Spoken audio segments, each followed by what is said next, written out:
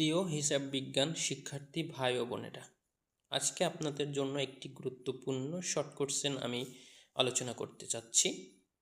যদি আপনাদের সেটি ভালো লাগে এবং উপকারে আসে তাহলে আপনারা সেটা নোট রাখতে পারেন।